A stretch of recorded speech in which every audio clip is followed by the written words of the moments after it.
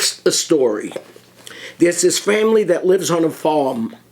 The father calls his three sons, Anthony, Louis, and Nick, into the kitchen, and he says to the sons, "Which one of you pushed the outhouse into the river?"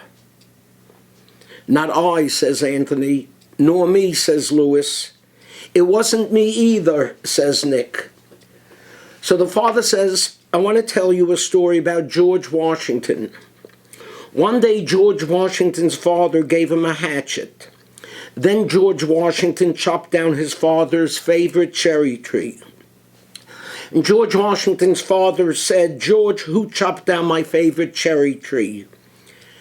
And George Washington said, 'Father, I cannot lie. It was me.' So George Washington's father hugged and kissed his son for being honest with him.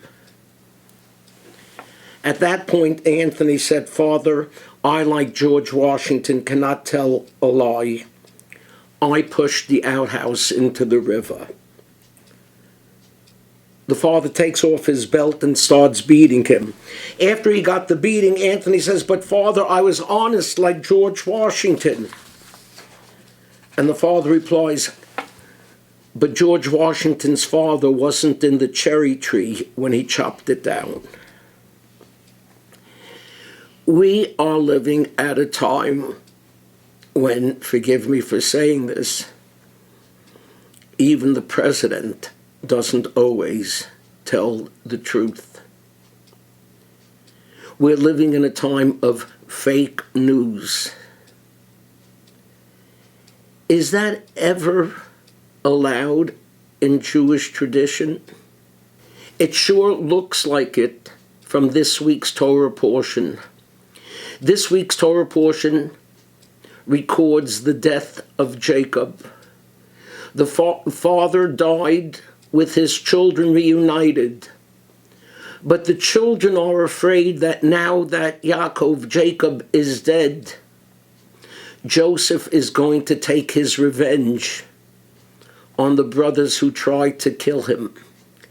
And so they say to Joseph, "Daddy told us that you should forgive us. What we did was terrible, but you should forgive us." Nice. But Daddy never said that. That was fake news. And yet Rashi, the great biblical commentator, immediately points out, for the sake of peace, you're allowed to stretch the truth.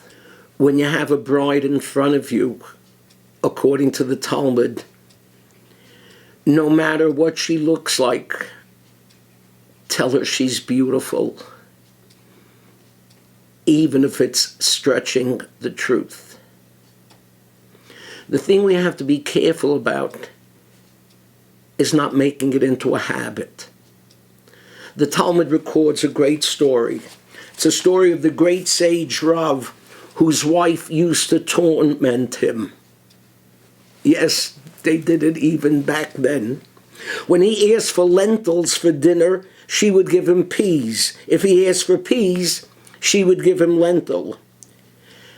So one day Rav asked his son Chia to ask his wife for lentils. Chia told his mother that Daddy wanted peas.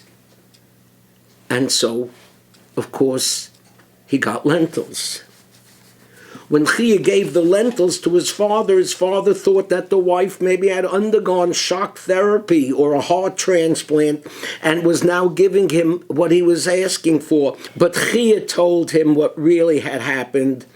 And Rav, despite appreciating what his son had done, warned him never to do it again. Quoting the prophet Jeremiah, "They have taught their tongues to speak lies."